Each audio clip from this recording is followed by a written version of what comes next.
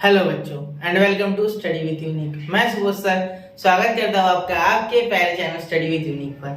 आज हम पढ़ने जा रहे हैं बच्चों पार्ट 2 12th स्टैंडर्ड का सेकंड चैप्टर जिसका नाम है एप्लीकेशंस ऑफ डेरिवेटिव। शॉर्ट में आप इसे एओडीबी कहते हो। ये जो चैप्टर है बेटा ये बेसिकली फर्स्ट चैप्टर का एक एप्लीकेशन है जो कि हमने डिफरेंशिएशन में पढ़ा है, वही हम यहाँ यूज करने वाले हैं। हम यहाँ डेरिवेटिव्स यूज करेंगे to find slope, to find change in rate of something. ठीक है, जैसे कि डिस्प्लेसमेंट का रेट हो गया, वेलोसिटी, एक्सीलरेशन। ठीक है, एक्सीलरेशन तो खुद वेलोसिटी का रेट है बोलना, लेकिन अगर आप थोड़ा बहुत भी फिजिक्स के डेरिवेशन करते हो तो आपने कहीं ना कहीं ये टर्म सुनी होगी और ये चैप्टर आपने वहां जरूर यूज किया है। ठीक है, तो आप यहाँ डिटेल में सीखोगे वही चीजें और उसकी और एप्लीकेशन सीखोगे, किस तरीके से और चीजों में आप इसका यूज कर सकते हो डेरिवेटिव्स का। ठीक है, तो डेरिवेटिव्स के सारे अलग अलग चीजें जो हम यूज करते हैं, अलग अलग जो उसके एप्लीकेशंस है, वो एप्लीकेशंस हम इस चैप्टर में पढ़ने वाले हैं जो हमारे सिलेबस में। वैसे एप्लीकेशन बहुत है लेकिन हम वो पढ़ेंगे जो हमारे सिलेबस में पर्टिकुलरली दिए गए हैं। ठीक है बच्चों, तो मैं एक बात और बता दूं कि अगर आपने डिफरेंशिएशन नहीं पढ़ा है तो प्लीज पढ़ लीजिए। चैनल पे पूरे वीडियोस, पूरे लेक्चर्स और साथ में एक एक क्वेश्चन आपको एक्सप्लेन किया हुआ है। ठीक है, तो वो जरूर देखिए, तब आपको और ज्यादा इस चैप्टर का स्वाद आएगा, मतलब और ज्यादा आप इसको क्रिस्प तरीके से समझ पाएंगे, वरना इसको समझ नहीं पाओगे ध्यान से, कहीं ना कहीं अटक जाओगे और उस छोटी सी गलती के लिए आपके मार्क्स जाएंगे। ठीक है, और आगे का आंसर भी गलत हो जाएगा, वो अलग। तो इसीलिए प्लीज मैं आपसे रिक्वेस्ट करता हूँ कि प्लीज आप डिफरेंशिएशन देखिए। हाँ, अगर आप स्कूल या कॉलेज में पढ़ चुके हो तो फिर मत देखना, कोई बात नहीं, लेकिन अगर कहीं आपको लगता है कि आपको फिर भी रिवीजन की आवश्यकता है तो जरूर आप देखिए। इसी चैनल पे प्लेलिस्ट अवेलेबल है, सिर्फ आपको इतना डालना है, chapter 1 differentiation study with unique. ठीक है, हो जाएगा सब क्लियर। तो चलिए बच्चों शुरू करते हैं एप्लीकेशंस ऑफ डेरिवेटिव। और सबसे पहले मैं आपको क्या बताने वाला हूँ कि ये जो लेक्चर है आज का, जैसे कि आपने थंबनेल में देख ही लिया होगा, introduction.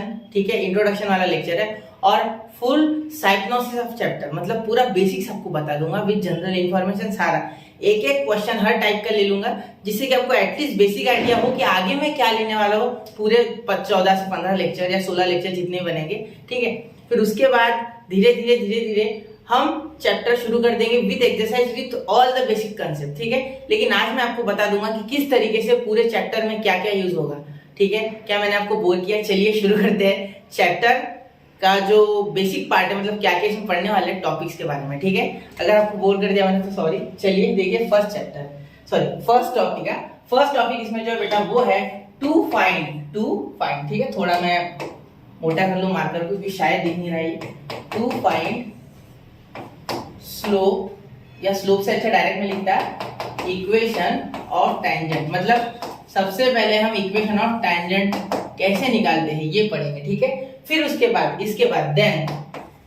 Then find equation of normal. अब एक बात याद रखना बेटा, मैं जो ये लिख रहा हूँ, ठीक है, ये आपको भी नोट करते चलना है, कॉपी पेन लेके बैठिए। ठीक है, पॉज कीजिए वीडियो को, यही कॉपी पेन लेके आइए, फिर देखिए ज्यादा अच्छे से समझ में आएगा। ठीक है, अब देखिए मैं जो यहाँ अब आपको पढ़ाने जा रहा हूँ। ठीक है बेटा, ये जो है ये सबसे पहले हम पढ़ेंगे to find equation of tangent. ठीक है, तो टैंजेंट का इक्वेशन बनाएंगे पहले एक कर्व का। सबसे पहले मैं बता दूं एक कर्व दिया रहेगा। ठीक है, तो वो मैं बता रहा हूँ देखिए, और उसके बाद इक्वेशन ऑफ नॉर्मल। तो ऐसे ही आपको टॉपिक डायरेक्टली मिलेगा। ठीक, मैं आपको उसकी डेप्थ में लेके जाऊँ तो सबसे पहले आपको क्या दिया रहेगा, एक तरीके से कर्व दिया रहेगा बेटा, इस तरीके से। ठीक है, इस कर्व पे एक पर्टिकुलर एक पॉइंट रहेगा, स्पेशली एक पर्टिकुलर पॉइंट। ठीक है, एक पर्टिकुलर पॉइंट, वापस रिपीट कर रहा हूँ, एक पॉइंट दिया रहेगा। ठीक है, अब ये पॉइंट सपोज सी है, सपोज इस पॉइंट का नाम सी है। ठीक है, ये पॉइंट का नेम सी है। ठीक है, इस पे अगर कुछ ये पॉइंट के कुछ कोऑर्डिनेट्स हो गए, सपोज मैं कोऑर्डिनेट ले लेता हूँ 2,3, वापस से बोल दूं मैं 2,3। क्लियर? चलिए अब यहाँ पे क्या होगा, इस कर्व का भी कुछ इक्वेशन होगा, y = 3x² - 7x + 2, कुछ ऐसा इक्वेशन रहेगा। ठीक है, अब और एक बात सुनना भी। ठीक है, ये हो गया। अब यहाँ से एक टैंजेंट बनाएंगे, यहाँ से। ठीक है, मैं रेड कलर से टैंजेंट बना रहा हूँ बेटा, देखिए थोड़ा पॉइंट से पास होगी, समझ लेना। ठीक है, अब ये देखो, ये हो गया आपकी टैंजेंट, ये हो गया बेटा आपकी टैंजेंट। क्लियर? और इसी पे एक नॉर्मल बनेगी कुछ इस तरीके से, मैं ब्लू कलर से बना देता हूँ, देखिए इसी तरीके से इस पे नॉर्मल बन जाएगी जो कि इस तरीके से हो जाएगी। ठीक है, ये टैंजेंट है रेड कलर की और ये नॉर्मल है। ठीक है, दिस इज टैंजेंट। ठीक है, और दिस इज नॉर्मल, क्लियर? अब नॉर्मल है ना, तो आपको पता ही है बेटा 90 डिग्री, ये आपने बहुत बार पढ़ा होगा लाइट वगैरह चैप्टर में, जब प्रिज्म के बारे में बात करते हैं तो नॉर्मल की बात होती है। ठीक है, समझ लो। चलिए अब आपको क्या पूछा रहेगा कि बताओ बेटा कि यहाँ इक्वेशन ऑफ टेंजेंट है, मतलब क्वेश्चन किस तरीके से आएगा। देखो क्वेश्चन इस तरीके से आएगा देखो टू फाइंड। अब आपको बेसिक आइडिया लग गया, ठीक है। तो मैं बाकी और बता दूं, पहले क्वेश्चन किस तरीके से वो देखते। देखो सबसे पहले आएगा, आपको दिया रहेगा फॉर इक्वेशन ऑफ कर्व, ठीक है। फॉर इक्वेशन ऑफ कर्व कुछ इस तरीके से आएगा इक्वेशन ऑफ कर्व। ये इक्वेशन लिखा रहेगा पूरा का पूरा, मैं नहीं लिख रहा हूँ, यहाँ से मैं बॉक्स बना रहा हूँ, ठीक है। Equation of curve y is equal to this, ठीक है। फिर find the equation of tangent and normal at point C, और ये C के कोऑर्डिनेट दिए हैं कुछ इस तरीके से। तो इस तरीके से आपको कुछ क्वेश्चन आ जाएगा, ठीक है। आपको क्वेश्चन पहले पता होना चाहिए किस तरीके से आ रहा है, ठीक है। अब मैं बाकी की इंफॉर्मेशन पूरी दे देता है कि क्यों कर्व से हम टेंजेंट की स्लोप निकाल सकते हैं, और क्यों टेंजेंट की स्लोप से नॉर्मल की स्लोप निकाल सकते हैं, और कैसे और कब, ठीक है। देखिए बता दो। सबसे पहले देखो बेटा यहाँ क्या करेंगे, ये इक्वेशन ऑफ कर्व है ना, ठीक है। ये इक्वेशन ऑफ कर्व को करेंगे हम डिफरेंशिएट। क्या करेंगे? डिफरेंशिएट। तो यहाँ देखिए बेटा सबसे पहले हम इस इक्वेशन को लिख लेते हैं y is equal to 3x square minus 7x plus 2, ठीक है। समझ रहे हो, ठीक है। ये अब इसे डिफरेंशिएट करेंगे, ठीक है। तो इसे डिफरेंशिएट जैसे ही करेंगे आपको स्लोप ऑफ दिस टेंजेंट मिल जाएगा। स्लोप ऑफ दिस टेंजेंट मतलब कर्व के एक स्पेसिफिक पॉइंट के लिए, जो कि यहाँ पॉइंट C है, ठीक है। कर्व के एक स्पेसिफिक पॉइंट के लिए वापस मैं बोलना चाहूंगा ये बात इसलिए रिपीट कर रहा हूँ क्योंकि बहुत से बच्चे इसमें कंफ्यूज रहते हैं, ठीक है। बहुत से बच्चों को लगता है कि क्यों सर आपने कर्व का इक्वेशन डिफरेंशिएट कर दिया, ये गिवन रहेगा, ये हमेशा गिवन रहेगा, ये नहीं दिया रहा तो सॉल्व ही नहीं होगा आगे।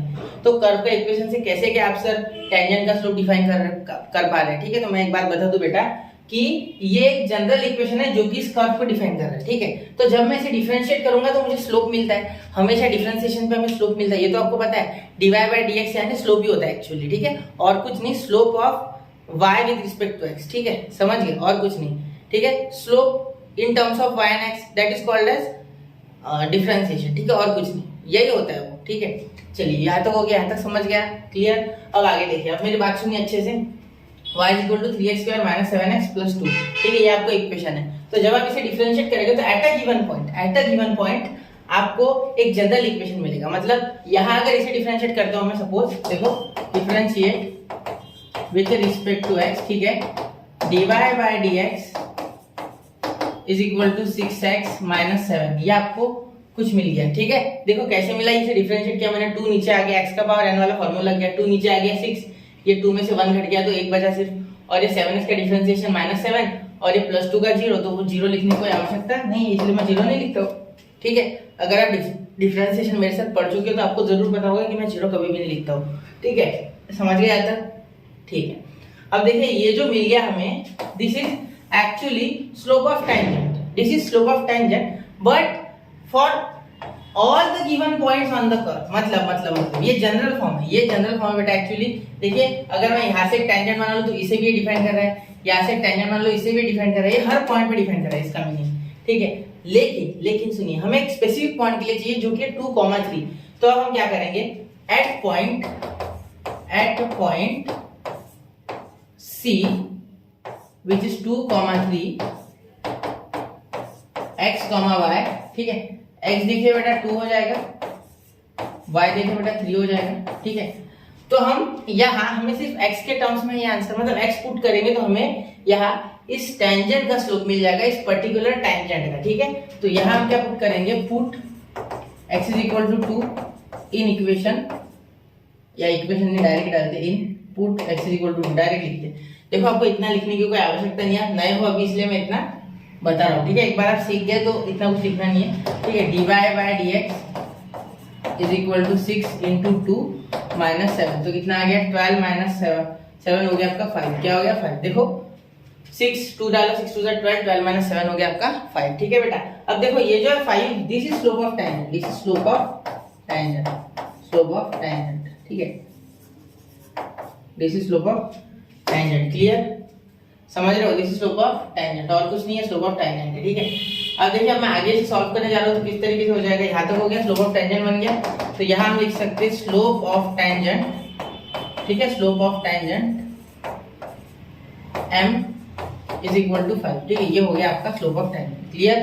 ठीक है, अब यहाँ हम इक्वेशन ऑफ टेंजेंट बड़े आसानी से निकाल सकते हैं। इक्वेशन ऑफ टेंजेंट बड़े आसानी से निकाल सकते हैं। देखो स्लोप की जरूरी है।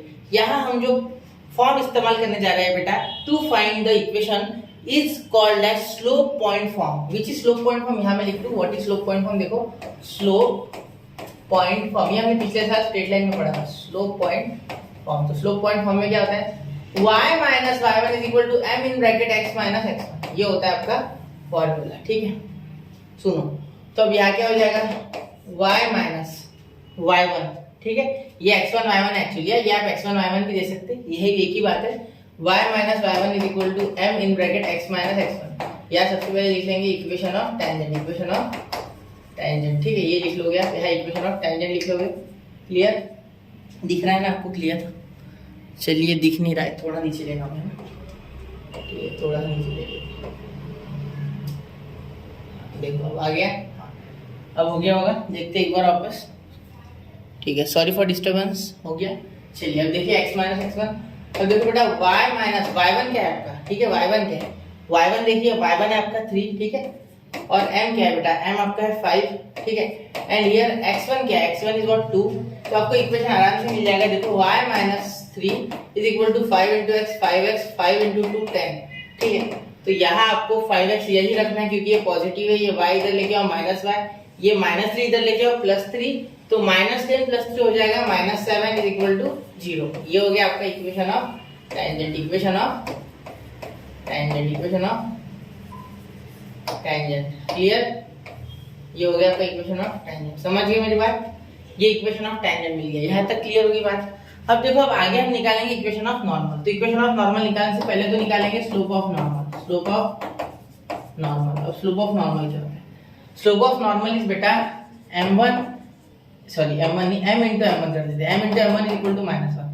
इसमें मैंने स्लोप ऑफ नॉर्मल को बोल दिया m1। क्या बोल दिया? m1। ठीक है, तो ये क्यों लिखा मैंने? आपको पता है कि जब भी दो लाइंस परपेंडिकुलर होते हैं तो उनके स्लोप आपस में प्रोडक्ट करने पे माइनस में 1 आ जाता है उनके स्लोप का। ठीक है, जब आप आपस में इनका मल्टीप्लाई करोगे स्लोप्स का तो आपको प्रोडक्ट में -1 हमेशा मिलेगा। ठीक है, तो कोई भी दो परपेंडिकुलर लाइंस और आपको एक का स्लोप पता हो तो दूसरे का निकालने के लिए डायरेक्टली प्रोडक्ट दोनों का इंटू -1 ले लेना, एक का स्लोप पुट कर देना। जैसे कि हम यहाँ 5 पता था तो m 5 है तो 5 डाल देते और यहाँ लिख देते m1 is equal to -1, therefore m1 is equal to -1/5। ठीक है बेटा, -1/5। क्लियर?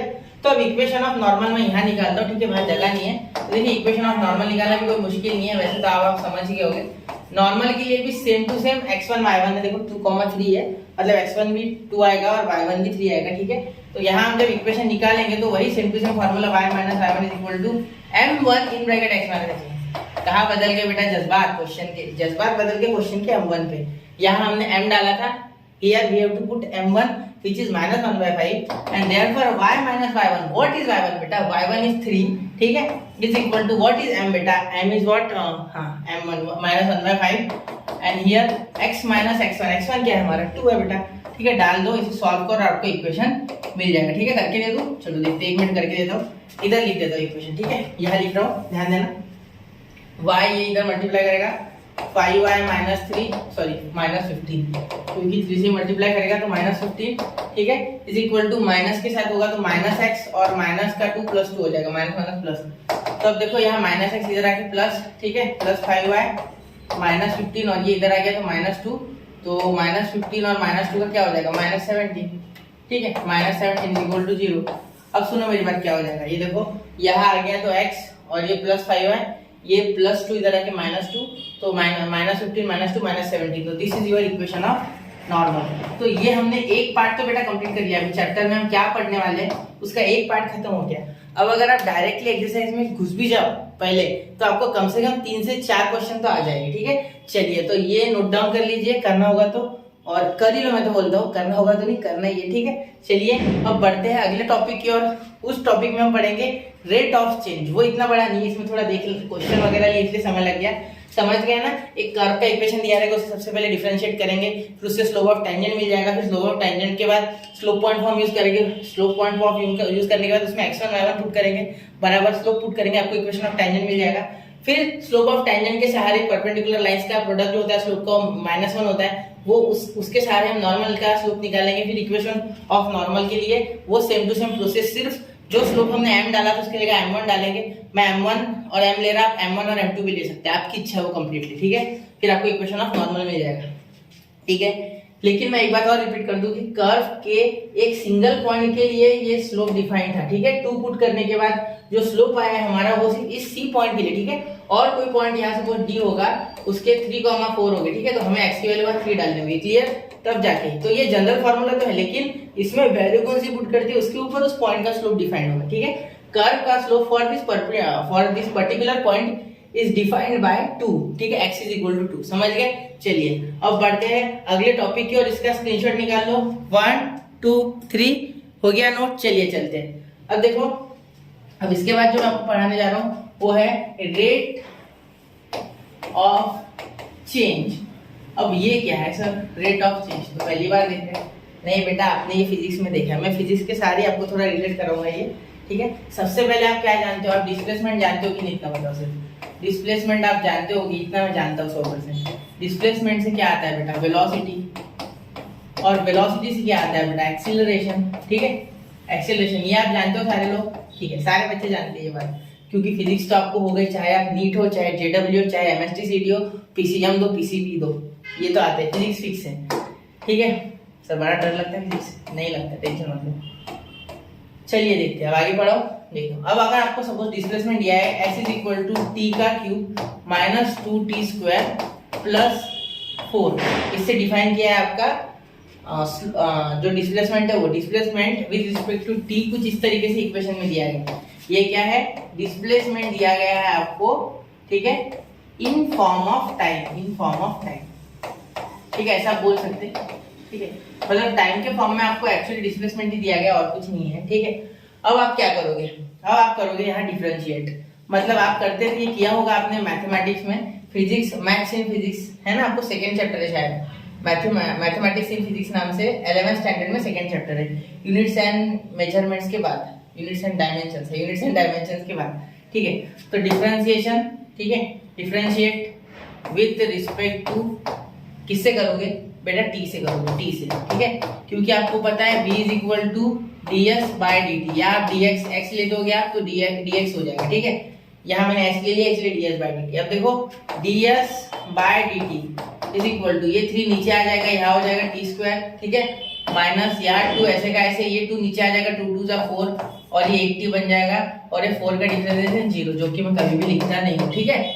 चलिए अब बताता हूँ मैं आपको क्या किया। ये 3 नीचे आ गया, 3 में के पावर 1 माइनस हो गया तो 2 आ गया, यहाँ 2 नीचे आ गया, 2 2 = 4, इसमें से 1 पावर माइनस तो 80 बचा। मैंने x का पावर n लगाया, मतलब d dx ऑफ x का power n = x into n का पावर, सॉरी एक minute, d dx of x to the power n = n into x to the power n - 1। लिख दूं क्या मैं बेटा? आज डिफरेंशिएशन प्लीज पढ़ लो, अगर आपने नहीं पढ़ा तो। मैं उस बच्चे के लिए बता रहा हूँ जो डायरेक्टली ये चैप्टर पढ़ने आ गया, प्लीज देख लो, प्लीज, नहीं समझेगा वरना आपको, ठीक है। चलिए अब तो मैंने बता दिया, बोलना, ठीक है। अब इससे हमें v मिल गया, क्या मिल गया, v, तो v हमें मिल गया 3t² - 4t। लेकिन क्या अभी हमें यहाँ खत्म करना है? नहीं, we have to find acceleration, ठीक है। तो एक्सेलरेशन फाइंड करते हैं, और एक्सेलरेशन क्या करना होगा एक्सेलरेशन निकालने के लिए? देखिए एक्सेलरेशन के लिए वापस से एक बार डिफरेंशिएट करेंगे। किसे डिफरेंशिएट करेंगे? वेलोसिटी को। v = व्हाट बेटा, 3t², ठीक है, माइनस 4t। तो इसे डिफरेंशिएट कीजिए तो क्या हो जाएगा, differentiate with respect to t, वापस से t, क्योंकि हमें पता है एक्सेलरेशन = dv/dt, ये जानते हो ना। चलिए इतना तो फिजिक्स में आपने पढ़ा होगा यार, इतना तो 100% पढ़ना ही चाहिए, ठीक है। dv/dt इसे डिफरेंशिएट करोगे तो क्या हो जाएगा, 2 नीचे आ जाएगा तो 60 हो जाएगा बेटा, ठीक है, और यहाँ हो जाएगा -4। तो ये आ गया आपका एक्सेलरेशन = 60 - 4, ठीक है, ये हो गया आपका एक्सेलरेशन। तो इस तरीके से आप अलग अलग क्वांटिटीज को डिफरेंशिएट करके उनका ग्रेडियंट यानी स्लोप निकाल के आप दूसरी क्वांटिटीज डिराइव कर सकते हो जो उससे रिलेटेड है। जैसे सपोज डिस्प्लेसमेंट से हम वेलोसिटी निकाल सकते हैं और वेलोसिटी से acceleration, because change in displacement is velocity and change in velocity is acceleration. ठीक है। चलिए, तो यही हम एप्लीकेशंस करेंगे इसके, ठीक है। रियल लाइफ में होते हैं ये फिजिक्स के, और ऐसे ही ज्योमेट्रिकल एप्लीकेशंस है जहां आपको एक स्फीयर का रेडियस दिया रहेगा, एक ट्रायंगल के साइड का बढ़ने का रेट दिया रहेगा, और पूछेंगे कि बताओ बेटा इसका एरिया किस रेट से बढ़ रहा है, इसका सरफेस एरिया किस रेट से बढ़ रहा है, या इसका वॉल्यूम किस रेट से बढ़ रहा है, ठीक है। तो वो हम ज्यादा डिटेल में क्वेश्चंस जो है वो हमारे एक्सरसाइज में देखेंगे, जो कि 2.1 में क्वेश्चन नंबर 9 से लेकर तो क्वेश्चन नंबर 16 तक है, ठीक है। तो चलिए बच्चों, यहाँ तक हो गया। ये मैंने आपको 2 टॉपिक पढ़ा दिया, ठीक है। तो अब मैं लेने जा रहा हूँ अप्रोक्सीमेशन। तो बच्चों अब हम सेकेंड टॉपिक की ओर बढ़ रहे हैं, जो कि अप्रोक्सीमेशन। अब अप्रोक्सीमेशन हम एक्सरसाइज 2.2 में पूरा पढ़ेंगे, ठीक है। एक्सरसाइज 2.1 के टॉपिक मैंने आपको अभी इससे पहले बताए थे। अब हम एक्सरसाइज 2.2 के बारे में पढ़ेंगे, जो कि अप्रोक्सीमेशन। अब अप्रोक्सीमेशन जो टॉपिक है बेटा, ये बहुत ही इजी टॉपिक है। सेम तरीके का पूरा कॉन्सेप्ट, हर इसमें same step, same to same points repeat होंगे, ठीक है। तो मैं यहाँ इजी फंक्शन लूंगा थोड़ा, ठीक है, जिससे कि आपको कनेक्ट करने में आसानी हो। और जब हम इसकी एक्सरसाइज पढ़ेंगे तब मैं आपको पूरा वापस से रिवाइज करके वहाँ पूरे क्वेश्चंस ले लूंगा, ठीक है। लेकिन अभी देखना इसलिए फायदेमंद है क्योंकि कुछ ना कुछ याद रहेगा तो वहाँ आसान रहेगा, ठीक है। चलिए, तो सबसे पहले अप्रोक्सीमेशन देखते हैं। और अप्रोक्सीमेशन आया कहाँ से, पहले तो ये देखते हैं, ओरिजिन ऑफ अप्रोक्सीमेशन, ठीक है। तो सबसे पहले देखेंगे ओरिजिन ऑफ अप्रोक्सीमेशन, ठीक है। अप्रोक्स लिखते हैं by using derivative, by using derivative. अब मैं आपको ये बता दूं पहले कि बेटा आपने अप्रोक्सीमेशन से पहले लिमिट चैप्टर पढ़ा है 11th में। चलो, कुछ बोलेंगे पढ़ा है, कुछ बोलेंगे नहीं पढ़ा है, ठीक है, नहीं पढ़ा है, छोड़ो। मैं समझता हूँ कि किसी ने भी नहीं पढ़ा, ठीक है। तो आपने वहाँ एक फॉर्मूला देखा था लिमिट के जस्ट बाद, to find derivative by using limit, ठीक है। फर्स्ट प्रिंसिपल रूल या फर्स्ट प्रिंसिपल मेथड। क्या आपने ऐसा फॉर्मूला वहाँ देखा था बेटा, f dash of a is equal limit of h tends to 0, f dash of a equal to limit of h tends to 0, bracket square bracket f of a plus h minus f of a upon h। क्या आपने ये देखा था? हाँ, अब आपको शायद कुछ याद आ रहा हो, आपने कुछ ऐसा देखा था, क्योंकि देखी हुई चीजें हम कभी भूलते नहीं जनरली, ठीक है। समझ रहे? दृश्यम, पिक्चर की बात नहीं कर रहा मैं, हम कभी देखते नहीं भाई, देखी हुई चीजें कभी भूलते नहीं, ये बोल रहा हूँ। दृश्य मैंने दृश्य देखे हुए कभी भूलते नहीं, तो ये आपको याद होगा, क्लियर, ठीक है। अब देखिए बेटा, ये अगर आपको याद है नहीं है छोड़ो, याद नहीं होगा, मैं समझता हूँ याद है, ठीक है। तो अगर ये h की वैल्यू बहुत ही छोटी हो जाए, ठीक है, for very small, for very very small, मतलब हम बोल देंगे for very very smaller, smaller और भी छोटा करो, smaller value of x, value of h, value of h, ठीक है। वी कैन राइट, ठीक है। हम क्या लिख सकते हैं, देखो for very small value of x we can write, देखो रेड कलर से लिखूंगा मैं, f डैश ऑफ a, देखो डायरेक्टली लिखेंगे f डैश ऑफ a। मैं आपको फॉर्मूला बता रहा हूँ कहाँ से, f dash of a is equal to, अब यहाँ साइन भी इक्वल टू का नहीं रहेगा, कौन सा आएगा मैं बता रहा हूँ, अभी फिलहाल इक्वल टू देते हैं। यहाँ ये हट जाएगा, इसे हटा दो, ठीक है। यहाँ मैं कट कर देता हूँ, आप भी कट कर लो, लेकिन मैं यहाँ अच्छा नहीं दिखाएंगे इसलिए निकाल देता हूँ, ठीक है। तो यहाँ हो जाएगा f of a plus h, ये ब्रैकेट से ये बाहर से इसलिए देते हैं, अब ब्रैकेट हटा दो, कोई जरूरत नहीं, a अपॉन h, क्लियर। ये आपका हो जाएगा अगर h की वैल्यू बहुत ही छोटी है, ठीक है, वेरी वेरी मतलब 0.000000001, ठीक है। अब इतनी छोटी की आई नहीं हो, ठीक है, समझ गए। चलो अब देखो, सपोज आप, मैं लड्डू खा रहा हूँ, मेरे से किसी मेरे भाई ने लड्डू मांगा सपोज, और मैंने किया एकदम पिन ली छोटी सी नीडल, और नीडल उस लड्डू को ऐसे थोड़ी सी मारी, तो क्या हुआ, नीडल के पॉइंट पे एक तो आइटम आ जाएगा ना लड्डू का, and that item I am giving to my brother, मतलब उसको मैं वो लड्डू का कुछ आइटम दे रहा हूँ, सोचो तो कुछ मिला क्या, नहीं, तो इसीलिए हम ये 0 ले सकते हैं, समझ गए। चलो, रिलेटेबल है क्या चीजें, आप करते हो क्या ऐसा, क्या पता आप नहीं करते हो शायद, आप अच्छे बच्चे, ठीक है। तो ये h अगर इधर आ गया तो चलिए come back to the topic, तो h f dash of a आ गया, ठीक है, इज इक्वल टू यहाँ हो गया बेटा f a प्लस h, हाँ साइन वाला याद है मुझे, बताऊंगा मैं, टेंशन मत लो, माइनस f ऑफ a। तो ये हमने h इधर भेजा, ये ऐसे कैसे लिखा, ठीक है। अब देखो क्या हो जाएगा, यहाँ एक साइन एक्चुअली कुछ ऐसे हो जाता है, आप बोलोगे सर ये कौन सा साइन है।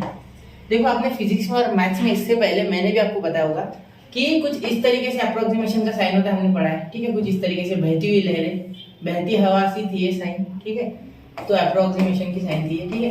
लेकिन यहाँ कुछ अलग साइन आ रही है, यहाँ ऐसी साइन होती है अप्रोक्स की, ठीक है। तो ये आपको याद रखना है, अप्रोक्स की साइन है, किसकी, अप्रोक्स, याद रखना है, भूलना मत है, अप्रॉक्स की साइन है, ठीक है। ये साइन हमेशा देना, वरना क्वेश्चन में अगर आगे वाला चाहे तो मार्क्स काट सकता है, नहीं भी काटेगा सपोज तो भी आपको देना है, आपको अपनी तरफ से सेफ रहना, ठीक है। तो ये इस साइड आ गया तो क्या हो जाएगा, एफ ऑफ ए पॉजिटिव हो जाएगा, ठीक है, plus h f dash of a हो जाएगा, क्लियर, इज इक्वल टू मतलब अप्रोक्सीमेटली, ठीक है, approximately f of a plus h, ऐसे हो गया ये। अब देखो क्या हुआ, अब यहाँ आएगा ना मजा, देखो ये जो मैं सपोज मैं अभी एक फंक्शन ले लेता, ठीक है, पहले मैं इसे सीधे लिख लूँ, चलो लेट्स राइट इट पिंक नहीं ब्लू से लिखते हैं ना, ब्लू से लिखते हैं, देखो एफ ऑफ दिख रहा है ना ब्लू, ठीक है, f of a plus h approximately f of a plus h in bracket f dash of a, या ब्रैकेट बना दो सर, हाँ बना दिया, बना दिया, चलो हो गया। अब देखना थोड़ी सी हाईलाइट भी कर देते हैं बुझा तो, ठीक है, चलो अब देखो यहाँ क्या हो गया बेटा, ये आ गया आपका फॉर्मूला फॉर अप्रोक्सीमेशन, ठीक है, ये फॉर्मूला फॉर अप्रोक्सीमेशन, इसे याद रखना, ठीक है, फॉर्मूला फॉर अप्रोक्सीमेशन, ठीक है। अब देखो, अब यहाँ अगर मैं सपोज एक फंक्शन ले लेता अंडर रूट 4.01 का, आपको क्या निकालना है, कुछ अप्रॉक्स वैल्यू निकालनी है, कुछ approx value, find approx value for इसके लिए, ठीक है। अब देखो क्या हो जाएगा यहाँ, ये है ना, इससे क्या करता हूँ, रूट तो मैं फिलहाल ध्यान नहीं देता, रूट छोड़ देता, ठीक है। तो ये 4.0 अगर मैं बाहर ले ऐसे ऐसे ले लीजिए, ठीक है, आप सोचो मत क्यों लिया, क्या लिया, मैं बताऊंगा क्वेश्चन, यही लूंगा मैं, लगे तो एग्जाम्पल, ठीक, 4.01 है, तो क्या मैं इसे लिख सकता हूँ 4 प्लस 0.01, बिल्कुल सर, आप बोलो क्यों नहीं लिख सकते सर, बिल्कुल लिख सकते हैं ना, एक मिनट ना, ये थोड़ा गंदा हो गया, इसे खत्म करके दूसरा लिखते, ठीक है, वो थोड़ा 0, ये हो गया आपका यहाँ ए, और ये हो गया आपका एच, वही तो मैं बोल रहा हूँ, देखो जो एक्स की वैल्यू होगी, सपोज इसे मैं x बोलता हूँ, तो अब x क्या हो गया बेटा, x इज इक्वल टू हो गया a प्लस एच, मतलब अगर ये 4.01 x है तो 4 हो गया a और 0.01 हो गया h, तो बस यही है वो फॉर्मूला जो आपकी नैया पार लगाएगा अप्रोक्सीमेशन में, समझ गए। सिर्फ इतना नोट कर लीजिए, 2 मिनट के अंदर इसे पॉज कर लीजिए, ठीक है, और जरूर से नोट कीजिए, मैं बढ़ रहा हूँ डायरेक्टली क्वेश्चन की ओर, ठीक है, जो कि ये है अंडर रूट 4.01, यही लूंगा मैं, ठीक है। चलिए हो गया 1 2 3, आई होप बच्चों आपने नोट कर लिया होगा। चलिए बढ़ते हैं अगले टॉपिक की ओर, मतलब क्वेश्चन की ओर, टॉपिक है, ठीक है, चलो मैं, ठीक है, देखो अब ये जो है बेटा, यहाँ कुछ क्वेश्चन ऐसे आएगा, find approx value of under root 4.01, ठीक है, ऐसा क्वेश्चन आएगा, ठीक है, मोटा हो जाता है ना। चलो यहाँ तक हो गया। अब देखो आप क्या लिख सकते हैं, यहाँ सबसे पहले क्वेश्चन को कैसे अटेम्प्ट करेंगे देखना, सबसे पहले लिखेंगे let x is equal to 4.01, मतलब x की वैल्यू मैं बोल दूंगा 4.01, ठीक है। उसके बाद मैं लिखूंगा x is equal to a plus h होता है, बिल्कुल, तो यहाँ पे लिख लूंगा मैं 4 प्लस 0.01, ठीक है। तो आपका जो a है वो हो जाएगा 4, और आपका जो h है वो हो जाएगा 0.01, ठीक है, ये हो गया आपका आंसर, ठीक है, ये हो गया आपका आंसर ए और एच का, क्लियर। अब ए और एच का आंसर आपको मिल गया, मतलब ए और एच आपको पता है, ठीक है, आंसर है ना आपको पता है, ठीक है। तो अब मैं यहाँ आगे इसे कुछ इस तरीके से फॉर्म करूंगा कि ये फॉर्मूला अप्लाई हो जाए। देखो मैं वापस फॉर्मूला लिख रहा हूँ, अप्रॉक्स के लिए फॉर्मूला वापस लिख रहा हूँ मैं, क्या है, ठीक है, यहाँ लिख रहा हूँ, देखिए क्या हो जाएगा, f of a plus h, ठीक है, इज अप्रोक्सीमेटली इक्वल टू, मतलब approximately f of a plus h f dash of a, ठीक है। देखो यहाँ पे हमने वही लिखा था, f of a plus h f dash of a, clear. ये आपने पढ़ा था 11th में, ठीक है, डिफरेंशिएशन चैप्टर में, जो कि फर्स्ट ही था शायद एक्सरसाइज, उसमें आपने यही पढ़ा था, फर्स्ट प्रिंसिपल मेथड यूज करके, ठीक है। चलिए यहाँ तक हो गया, ये फॉर्मूला याद रखना, F of a plus h f dash of a, clear. अब देखिए यहाँ क्या हो गया, आगे बता दूं, देखो अब सबसे पहले हम क्या करेंगे, यहाँ हम x के दो फैक्टर, मतलब दो अलग अलग पार्ट कर लेंगे, ठीक है। यहाँ अगर बेटा 3.99 होता तो मैं किस तरीके से करता पता है, 4 माइनस 0.01, मैंने माइनस वाला इसलिए नहीं लिया क्योंकि स्टार्टिंग में मैं आपको डराना नहीं चाहता, ठीक है। चलिए फिर मैं एक्सरसाइज में ले लूंगा, ठीक है। चलिए मिटा दूं, वहाँ सारे प्रकार के क्वेश्चन हैं, इतना हो गया क्लियर। अब देखो आगे क्या करेंगे, यहाँ अब हम लिखेंगे एफ ऑफ एक्स को, तो एफ ऑफ एक्स क्या है आपका, एफ ऑफ एक्स यहाँ आपका है बेटा अंडर रूट 4.01, अंडर रूट है, तो यहाँ 4.01 लिखने की जगह हम लिखेंगे अंडर रूट एक्स, मतलब एक्स का फंक्शन कैसा है, ये तो एक्स हो गया, लेकिन x किसका फंक्शन है, x है रूट का फंक्शन, इसलिए अंडर रूट x, ठीक है। तो इसके बाद निकालेंगे इसका डेरिवेटिव। तो डिफरेंशिएट, मैं थोड़ा स्पीड से करूंगा क्योंकि आपको डेरिवेटिव आता है। f dash of x is equal to 1/2 root x। I hope आप सब बच्चों को पता है कि f ऑफ x अगर रूट x हो तो उसका डेरिवेटिव 1/2 रूट x है, ठीक है। इसे दे दो नंबर 1, इसे दे दो नंबर 2। अब देखो a की वैल्यू क्या है, ठीक है। For x is equal to a, ये a एक बार x में डालेंगे, ठीक है, इज इक्वल टू 4, ठीक है। अगर x की वैल्यू a है और a की वैल्यू 4 है, मतलब x की जगह a और a की जगह 4, ये ऐसी है, मेथड फिक्स है, ठीक है। ये ऐसे का ऐसे, इस पे कोई सवाल नहीं, ठीक है। ये सेम टू सेम, इस पे सवाल करने का कोई फायदा नहीं है, ये ऐसे ही चले आता आ रहा है और ऐसे ही करना है, ठीक है। चलिए, ये ऐसे मेथड से सही आंसर आता है, ठीक है, ध्यान देना। देखो x is equal to a is equal to 4 हो गया। अब देखो f of a is equal to f of 4 is equal to, मतलब a की जगह 4 डालना है, x a के इक्वल है तो a 4 के इक्वल है, देयरफॉर a की जगह 4 डाल सकते हैं, ठीक है। अब देखो क्या हो जाएगा यहाँ आप इसमें ये कहा गया, हाँ रूट x में रूट 4 डालोगे, ठीक है। तो क्या आ जाएगा आंसर 2। तो ये लिया कहाँ से था मैंने, ये लिया था मैंने फ्रॉम 1। तो इतना आपको लिखने की आवश्यकता नहीं, आपकी इच्छा नहीं है तो मत लिखना। यहाँ मैंने 1 दिया इसलिए यहाँ लिख दिया फ्रॉम 1, ठीक है। अब देखो b के लिए, देखो इसके लिए सेकंड के लिए, ठीक है। सेकंड के लिए देखो, ये थोड़ा मैं हटा ही देता हूँ यहाँ से, है ना। अब आपने नोट कर लिया होगा शायद, तो भी मैं साइड में ले लेता हूँ थोड़ा, ठीक है, मुझे जरूरत है जगह की, और वो कंफ्यूजन होगा कि ये क्या है सर, ये क्या है, आपको कंफ्यूजन होगा, ठीक है। तो चलिए देखिए f of b for x is equal to a equal to 4, ठीक है। f ऑफ b आप इसमें डब्बे मत बनाना, मैं बॉक्स इसलिए बना रहा हूँ जिससे कि आपको समझे कि क्या क्या पॉइंट्स है, ठीक है। f ऑफ b नहीं a है, सॉरी, f ऑफ a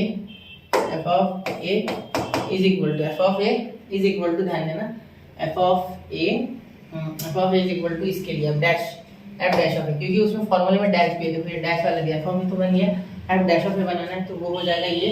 तो यहाँ डालेंगे f ऑफ 4 या f डैश ही डालते थे, f डैश ऑफ 4, ठीक है। f dash of 4 is equal to 1/2 root और ये 4, ठीक है। तो क्या आ गया देखो, f dash of a is equal to ये 2 2 जा 4 तो 1/4, क्लियर। इसका रूट के बाद 2 आएगा, 2 2 जा 4, ठीक है, आ गया। अब ध्यान देना, अब वहाँ वो फॉर्मूला लगेगा, ठीक है। तो वी हैव, हमें क्या पता है, वी हैव, ये फॉर्मूला हमें पता है कि क्या है, ये फॉर्मूला है बेटा f of a plus h approximately f of a plus h f dash of a, ठीक है। वो फॉर्मूला हमने डिराइव किया हुआ है, ठीक है। आप देखो यहाँ क्या लिख सकते हैं, f ऑफ a क्या है बेटा, f ऑफ a आपका 4, तो 4 प्लस h क्या है बेटा, h है आपका 0.01, ठीक है, इंटू 1/4। तो यहाँ आपका आंसर क्या आ जाएगा, देखो 4 प्लस, इसे आप अगर डिवाइड करोगे 1 से तो 0.25 आता है, 4 डिवाइडेड बाय 1 होता है 0.25, ठीक है। करके देख लेना कि वो कर लोगे ना, डेसिमल का डिवीजन आता है, ठीक है। तो 0.01 इंटू 0.25, ठीक है। 25 को डिवाइड इससे सॉरी मल्टीप्लाई करोगे तो क्या हो जाएगा, आपका आंसर आएगा 4 प्लस 0.0, एक 2 जीरो बढ़ जाएंगे और ये 25, तो आपका आंसर जो है वो आ जाएगा बेटा 4.0025। तो आपका f ऑफ x, ठीक है, is equal to root 4.01 is approximately, यहाँ का साइन है यहाँ लिखा है, ठीक है, इज इक्वल टू 4.0025, ये यही लिखना था, मैंने यही लिखा, ठीक है, इसलिए मैंने इस तरीके से कुछ दिया है, ठीक है। तो ये हो गया आपका आंसर, क्लियर। तो इस तरीके से आपका अप्रोक्सीमेशन सॉल्व करना है, ठीक है, हो गया। चलिए इसका स्क्रीनशॉट निकाल लो, नोट कर लो, फिर आपको अगले टॉपिक की ओर मैं लेके चलता हूँ। तो आशा करता हूँ बच्चों आपने ये पूरा नोट कर लिया होगा। चलिए बढ़ते हैं रोल्स थ्योरम की ओर। अब देखिए एक्सरसाइज 2.2 का तो मैंने आपको बेसिक बता दिया, अब 2.3 की बारी, उसमें हम रोल्स थ्योरम और लैग्रेंज मीन वैल्यू थ्योरम, जिसे LMVT भी कहते हैं, दो पढ़ने वाले हैं। तो पहले मैं आपको रोल्स थ्योरम बताऊंगा, फिर LMVT यानी लैग्रेंज मीन वैल्यू थ्योरम भी बताऊंगा, ठीक है। चलिए दोनों में फर्क नहीं, सिर्फ थोड़ा बहुत फर्क है 30% का, ठीक है। चलिए तो देखते हैं 20 to 30%, कोई फिक्स नहीं है 30%, ठीक है। चलिए रोल्स थ्योरम, सबसे पहले देखते हैं रोल्स थ्योरम। हाँ मैं आपको वापस से थ्योरम पढ़ाऊंगा जब वो एक्सरसाइज चालू करूंगा, ठीक है। तो अभी सिर्फ आप देख लो क्या है, क्लियर। तो मैं वापस से ये थ्योरम आपको वहां भी पढ़ा दूंगा, ठीक है। चलिए अभी आपको एक जनरल आइडिया दे दूं। सबसे पहले देखो रोल्स थ्योरम। अब रोल्स थ्योरम हम जो ये थ्योरम है इसका डायरेक्ट हमें एप्लीकेशन है, ठीक है, मतलब क्वेश्चंस में डायरेक्ट अप्लाई करना है थ्योरम। तो थ्योरम इसलिए पढ़ना जरूरी है क्योंकि थ्योरम से आपको आइडिया मिल जाएगा कि किस तरीके से अप्लाई होता है और कैसे हम इजीली इसे अप्लाई कर सकते हैं, मतलब बहुत सारा आइडिया हमें लग जाएगा। डायरेक्टली क्वेश्चन करेंगे तो मुश्किल हो जाती है, ठीक है। तो सबसे पहले देखिए रोल्स थ्योरम की कुछ कंडीशन है, ठीक है। तो यहाँ मैं अगर इसका स्टेटमेंट लिखूँ तो बहुत लंबा हो जाएगा, इसलिए मैं आपको एक बता दूँ वोकली उसका स्टेटमेंट क्या देखिए। इफ एफ ऑफ एक्स, ठीक है, if F of x is a real value function, मतलब एफ ऑफ एक्स अगर एक कोई भी function of F of x, ठीक है, f of x is a real value function, मतलब ये अगर रियल वैल्यू इसकी फंक्शन, ठीक है, फंक्शन की रियल वैल्यू यानी रियल नंबर से अगर बिलोंग करता है, ठीक है, तो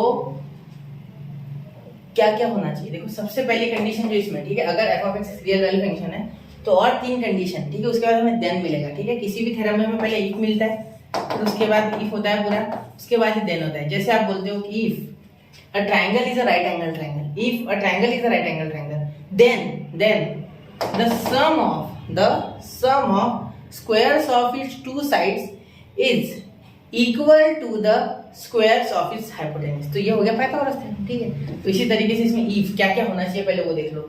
f of x is a real value function, पहली कंडीशन। तो कंडीशन ये एक्चुअली ये होता है, ये रियल वैल्यू फंक्शन, लेकिन समझ लो कि ये भी है, ठीक है। Second, F of x is continuous, F of x is continuous, ठीक है, for f of x is continuous for close intervals, for close intervals of a, b, for close intervals of a, b, for close intervals. अब मैंने close बोला, ठीक है, तो close intervals क्या होता है ये भी सुन लो। अगर a और b इंटरवल से क्लोज, तो यहाँ बीच में जितने भी पॉइंट होंगे, ठीक है, वो तो हमारा आंसर है ही, साथ में a और b भी आ सकते हैं। किसका आंसर वो छोड़ो, आंसर है। अगर आंसर में हमें लिखना है तो हम a b भी लिख सकते हैं और बाकी के भी, अगर क्लोज है तो, ठीक है। अब ओपन के लिए अलग है कुछ, देखो। Second, F of x is open, sorry open क्या बोल दिया, differentiable, sorry, F of x is differentiable for open interval, सब ओपन इंटरवल यानी ये राउंड ब्रैकेट a, b। तो यहाँ आप a और b नहीं ले सकते, बाकी बीच में के सारे पॉइंट आपके आंसर हो सकते हैं, लेकिन a और b कभी नहीं लेना।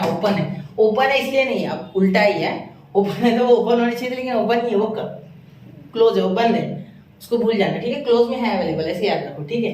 चलिए अब देखिए थर्ड, ये कंटिन्यूअस है, ठीक है, कंटिन्यूअस। और ये क्या होता है वो लास्ट कंडीशन के बाद बता रहा हूँ, ठीक है, 2 मिनट है, ये हो गया। अब देखो लास्ट कंडीशन क्या होता है, अगर ये दोनों हैं, ठीक है, तो f of a is equal to f of b भी होना चाहिए, ठीक है। ये 3 कंडीशन होनी चाहिए। इफ ये 3 कंडीशन, इफ ये 3 कंडीशन है, इफ ये 3 कंडीशन, वापस से रिपीट कराऊंगा। इफ एफ ऑफ एक्स जो भी फंक्शन है वो ए और बी के लिए क्लोज इंटरवल्स के लिए कंटिन्यूअस है, और एफ ऑफ ए ही डिफरेंशिएबल है for open intervals of f a and b, for open intervals of a and b f of x is differentiable and f of a is equal to f of b अगर है, ठीक है। In that case then we can write, then we can say, कुछ भी आप जो बोलो, we can conclude, ठीक है, f dash of c is equal to 0। अब इसका मीनिंग क्या है, ठीक है, ऐसा इसके पहले ये भी लिख सकते हैं, देन ये मैं इधर लिखता हूँ, ठीक है, then there exist a point C whose slope is 0 लिखा है मैंने यहाँ 0, ठीक है, whose slope is 0, f dash of c is 0, यानी स्लोप यानी अभी पढ़ा था हमने dy by dx 2.1 के लिए जो मैंने आपको बताया था टेंजेंट और नॉर्मल। तो टेंजेंट का स्लोप, तो स्लोप यानी डेरिवेटिव और कुछ नहीं, ठीक है, डेरिवेटिव यानी ग्रेडियंट है ना स्लोप, ठीक है, याद रखना। तो इसीलिए इसका जो डेरिवेटिव हो गया एफ डैश ऑफ सी का वो 0। एक्चुअली एफ डैश ऑफ सी के लिए एफ ऑफ एक्स को ही डैश करना होता है, मतलब उसे डिफरेंशिएट करना होता है, फिर एक्स की जगह सी डालना होता है। ये मैं आपको एक एग्जांपल के सहारे बताऊंगा, इतना समझ गया था, देखिए, ठीक है। सबसे पहले मैंने क्या बोला कि F of x is real value function, F of x एक रियल वैल्यू फंक्शन होना चाहिए, ठीक है, मतलब इसकी जो एक्स की वैल्यू बिलोंग्स टू आर होनी चाहिए, बिलोंग्स टू रियल नंबर, ठीक है, वो होना चाहिए, ठीक है। पहली बात, ये कोई निगेटिव भी हो सकता है, लेकिन रियल वैल्यू होना चाहिए, रियल, ठीक है। ये रूट वगैरह नहीं होना चाहिए, रूट वगैरह रहा तो मुश्किल हो जाएगी, ठीक है। चलिए इतना समझिए। अब देखो आगे, f of x is continuous for a comma b के लिए क्या हो जाएगा, ये कंटिन्यूअस हो जाएगा for close intervals and differentiable for open intervals a comma b पे, ठीक है। Third, f of a should be f of b, ठीक है। देन देयर एग्जिस्ट सी, उसके बाद एक सी होगा जिसका जो स्लोप होगा वो 0 आएगा, ठीक है। अब मैं आपको बताने वाला था कंटिन्यूअस क्या होता है और डिसकंटिन्यूअस क्या होता है। देखो कोई फंक्शन अगर बेटा कंटिन्यूअस है ना तो 100% कंटिन्यूअस है, ठीक है, वो डिफरेंशिएबल हमेशा नहीं होगा। अब आपने अगर पढ़ा है कि कंटिन्यूअस डिफरेंशिएबल होता है, ये तो गलत है, ठीक है, याद रखना। अब ज़्यादा डिटेल में नहीं जाऊंगा, ये फंक्शन रिलेशन का पार्ट है, मैं आपको सिर्फ जितना बता रहा हूँ उतना ध्यान रखो। देखो कंटिन्यूअस है ना, कंटिन्यूअस फंक्शन हमेशा डिफरेंशिएबल नहीं होगा, ठीक है, लेकिन जो फंक्शन डिफरेंशिएबल है वो 100% कंटिन्यूअस होगा, ठीक है। देखो जो फंक्शन कंटिन्यूअस है वो डिफरेंशिएबल होगा नहीं होगा इसकी गारंटी नहीं है, लेकिन जो फंक्शन डिफरेंशिएबल है वो 100% कंटिन्यूअस है। मतलब हर कंटिन्यूअस फंक्शन डिफरेंशिएबल तो नहीं है, लेकिन डिफरेंशिएबल फंक्शन कंटिन्यूअस है, ये गारंटी है और उसकी वारंटी भी है, ठीक है। समझ गए? चलिए समझ गया ना, ठीक है। अब एक क्लोज और ओपन का समझ गया। क्लोज में हम वो वैल्यूज भी इंक्लूड कर सकते हैं जो कि एंड पॉइंट्स की है, लेकिन ओपन में हम एंड पॉइंट्स वाली वैल्यू एक्सक्लूड करते हैं, वो ऐड नहीं कर सकते, वो इंक्लूड नहीं कर सकते, ठीक है। अब मैं इसको आपका इस थ्योरम का आपको एक ज्योमेट्रिकल सिग्निफिकेंस बताऊं, ठीक है। ज्योमेट्री में कैसे, ठीक है, ये ज्योमेट्रिकल थ्योरम है एक्चुअली, ठीक है। चलिए मैं ज्योमेट्री का आपको बता दूं इसका पार्ट क्या होता है क्या नहीं होता है, ठीक है। देखो ये मैं आपको कुछ गुलाबी कलर से बताऊंगा, ठीक है। देखो क्या हो जाएगा बेटा, यहाँ अगर एक सपोज y एक्सिस है, सॉरी x, यहाँ x होती है, ये x एक्सिस है, ठीक है, यहाँ है y एक्सिस, इस तरीके से, ठीक है। यहाँ देखिए बेटा, यहाँ अगर आप फिर क्या करो, एक ऐसे कर्व निकाल लो, ठीक है, ये कर्व, और ये कर्व कुछ इस तरीके से, इस पे जो एक पॉइंट यहाँ है B, ठीक है, इस पे जो एक पॉइंट यहाँ है A, ठीक है। तो ये दोनों जो पॉइंट है, ठीक है, ये दोनों जो पॉइंट है, ठीक है, ये कुछ इस तरीके से A की इससे पास हो रहे हैं, मतलब ये जो A है और ये जो B है, ठीक है, ये A है, ठीक है, यहाँ तक, और ये B, ठीक है। इस पे x पे ये A है, इसका x का पॉइंट A है, इसका इस लाइन का बोल दो, ठीक है, कर्व के इस पॉइंट का, और यहाँ पे B है, ठीक है। तो यहाँ ये अगर y में बोलूँ, ये ओरिजिन है, यहाँ y में अगर इसका डिस्टेंस बोलूँ, ठीक है, तो इसका डिस्टेंस है f ऑफ a y में और इसका है f ऑफ b, ठीक है। मतलब ये f of a f of b ये रहा और f ऑफ a ये रहा, ठीक है।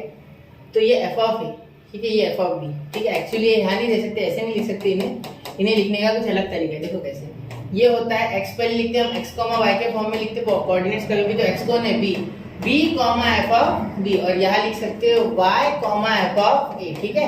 यहाँ लिख सकते हैं y f ऑफ a, यहाँ लिख सकते हैं b f ऑफ b, ठीक है। समझ गए? वो बहुत खराब दिख रहा था इसलिए मैंने मिटा दिया, ठीक है। देखो ये है y f ऑफ a, मतलब इसका सॉरी y के बोलोगे a है, a, ठीक है। ये a f ऑफ a और ये b f ऑफ b, ठीक है। कंफ्यूज तो नहीं किया ना मैं आपको? देखो वापस से एक बार बता दूं। पहले देखो सबसे पहले हमने कर्व बना लिया, इस पे एक पॉइंट लिया, इस पे एक पॉइंट लिया, यहाँ से a लिया, यहाँ से b लिया। पॉइंट कुछ इस तरीके से लेना है कि बिल्कुल एक ही लाइन में आनी चाहिए वो, ठीक है। यही इसकी कंडीशन है पहले तो, ठीक है। अब क्या बोला, क्योंकि बोला था ना f of a is equal to f of b, मतलब इनका y का डिस्टेंस जो है वो सेम होना चाहिए, ठीक है, इसीलिए ये कंडीशन है, ठीक है। समझ रहे हो? ठीक है, ध्यान दो। यहाँ अगर आप इस तरीके से यहाँ एक पॉइंट ले लो, तो ये f ऑफ a और f ऑफ b एक ही पॉइंट पे, इसीलिए इक्वल है, ठीक है। ये एक ही जगह पे लाई कर रहे हैं, देखो इसी पॉइंट पे, मतलब y का डिस्टेंस इनका सेम है, डिस्टेंस ऑफ y सेम, ठीक है, x का अलग है। तो ये a f ऑफ a मतलब x y और b f ऑफ b यानी x y, तो y इसके लिए ये रहा और x इसके लिए ये b रहा, ठीक है, y f ऑफ b और ये, ठीक है। अब यहाँ इनके बीच में कहीं एक पॉइंट होगा ये, ठीक है, जिसमें से इस तरीके से एक टैंजेंट जाएंगी, इस पॉइंट का नाम बोल देंगे C। तो अभी हमने कर्व और टैंजेंट वाला कंसेप्ट पढ़ा था, तो उस C पॉइंट के लिए, ठीक है, वो टैंजेंट का जो स्लोप है वो हमें निकालना है, और that is f dash of C and that is 0। क्यों उसका स्लोप 0 क्यों? देखो ये जो टैंजेंट है बराबर x एक्सिस से पैरेलल है, और स्लोप ऑफ x एक्सिस क्या होता है? स्लोप ऑफ x एक्सिस क्या होता है बेटा? Slope of x axis is what? 0, ठीक है। देयरफॉर इसका स्लोप भी 0 हो गया, क्योंकि ये पैरेलल है, क्योंकि ये क्या है? पैरेलल है, क्योंकि दोनों जो फंक्शन है, ठीक है, दोनों जो y में जो डिस्टेंस है इनका, वो ऊपर जाने के बाद सेम हो जा रहा है, मतलब सेम। अगर अलग होते तो एक पॉइंट ऊपर आता, एक पॉइंट नीचे आता, तो इस तरीके से कुछ ग्रेडियंट बनता। देखो ये पॉइंट यहाँ होता, सपोज यहाँ इस तरीके से बनना था, लेकिन यहाँ नहीं बन रहा है। यहाँ क्या हो रहा है? यहाँ सिंपल एक स्ट्रेट लाइन आ रही जो कि एक्स से पैरेलल है, इसीलिए हमने क्या बोला कि f डैश ऑफ c यानी slope of c is equal to 0, मतलब slope of tangent at point c is what? 0। Clear? तो यही है हमारा रोल्स थ्योरम। अब देखो ये ऐसी फिगर नहीं आपके, इसमें दो दी गई है ज्योमेट्रिकल फिगर कुछ इस तरीके से। देखो ये a और ये b है सपोज, तो एक ऐसी भी दी गई है, ठीक है, एक ऐसी भी हो सकती, अपर साइड, ये लोअर साइड, दो है, ठीक है, ऊपर से नीचे से। क्लियर? तो मैंने नीचे वाले बनाए, ऊपर वाली ऐसी बनेगी, ठीक है। ये हो जाएगा क्या? एफ ए और ये हो जाएगा एफ बी। क्लियर? चलिए हो गया, रोल्स थ्योरम आपको समझ गया होगा, इसका स्क्रीनशॉट निकाल लो, ठीक है। फिर मैं आपको लैग्रेंज थ्योरम बताऊंगा, ठीक है, उसके बाद बताऊंगा हम आपको कि किस तरीके से क्वेश्चन आ सकते हैं, ठीक है। चलिए तो नोट कर लिया बच्चों। चलिए अब इसी में मैं आपको लैग्रेंज थ्योरम बताऊंगा, ठीक है, क्योंकि लैग्रेंज थ्योरम में same to same conditions follow होगी, सिर्फ क्या होगा थोड़ा सा अलग होगा, ठीक है। ये 3 नंबर की कंडीशन नहीं फॉलो होगी, ठीक है। साथ ही में ये जो है ये हमें स्लोप वगैरह बदलना होगा, पूरा ग्राफ वगैरह अलग, तो मैं इसे थोड़ा खत्म कर दूं। देखो अब ये 2 कंडीशन हमारे काम की है और ये रोल्स थ्योरम के लिए हमने, इसके लिए हमें लिखना है इसकी जगह लैग्रेंज थ्योरम। क्या लिखना है? लैग्रेंज थ्योरम, ठीक है। देखो Lagrange theorem, Lagrange theorem, Lagrange's भी बोलते हैं कोई भी, तो आप लैग्रेंजेस भी बोल सकते हैं क्योंकि आगे एपोस्ट्रोफी ऐसे। तो लैग्रेंजेस थ्योरम, ठीक है, इसमें 2 ही कंडीशन होगी बच्चों। If f of x is continuous for a and b and f of x is differentiable for a, b, मतलब क्लोज के लिए ये कंटिन्यूअस है और ओपन के लिए डिफरेंशिएबल है, ठीक है। f of x is a real value function same to same, ठीक है। तब क्या हो जाएगा? देन या f of a is not equal to f of b, याद रखना, ये याद रख लो। ये चाहो तो मैं लिख दूं कहीं, यहाँ लिख देता हूँ मैं, ठीक है। नोट, यहाँ नोट करके लिख देता हूँ, नोट ये याद रखना, f of a never equal to f of b when Lagrange theorem is applied, ठीक है। इसमें स्लोप 0 नहीं रहेगा of the tangent which is drawn from the point C, ठीक है। तो देखना then we can say slope of tangent at point C, या there exists point C, ठीक है, एंड whose slope, जैसे ही बोल सकते हैं slope of tangent at point c, ऐसा बोल रहा हूं मैं डायरेक्टली, इज गिवन बाय देखो क्या हो जाएगा, f dash of c is equal to f of b। देखो मैं आपको डायरेक्ट करके बताऊंगा फॉर्मूला, अभी देख लो, f of b minus f of a upon b minus a, ये हो गया आपका फॉर्मूला है। क्लियर? अब देखिए ये आया कहां से, पहले मैं आपको वो एक्सप्लेन कर दूं, ठीक है। तो मैं आपको लैग्रेंजेस थ्योरम जल्दी से एक्सप्लेन कर दूंगा क्योंकि आपको ऑलरेडी बेसिक पता है सारी बातों का, ठीक है। अब देखो यहाँ क्या हो जाएगा, यहाँ कुछ ये हो जाएगी y एक्सिस, ये हो जाएगी बेटा x एक्सिस, ठीक है। सेम टू सेम यहाँ a आ गया, सेम टू सेम यहाँ b आ गया, लेकिन इस बार कर्व कुछ इस तरीके से, देखो कर्व ऐसे सीधा नहीं आएगा, जैसे पिछले बार कैसा था, इस बार कर्व कुछ इस तरीके से, ठीक है। तो देखो क्या हो जाएगा, ये हो जाएगा आपका f ऑफ b और ये हो जाएगा, मतलब मैं एक बार अगर अच्छे से लिखूं तो ये आपका है इस बार f ऑफ b, ठीक है, और ये है आपका यहाँ f ऑफ a, ठीक है। अब ध्यान देना ये f of b f of a, ठीक है, वो थोड़ा सा खराब दिख रहा है, थोड़ा उसे अच्छा कर लूँ मैं, 1 मिनट रुको, f ऑफ b वापस से लिख दूं मैं, f ऑफ b, ठीक है, दिख रहा है। चलो और देखो ये पॉइंट क्या हो जाएगा, b comma f of b, ये तो आपको भी बताया मैंने x कॉमा y के फॉर्म में, और ये पॉइंट क्या हो जाएगा a comma f of a, ठीक है। अब देखो ये b comma f of b और a comma f of a, ठीक है।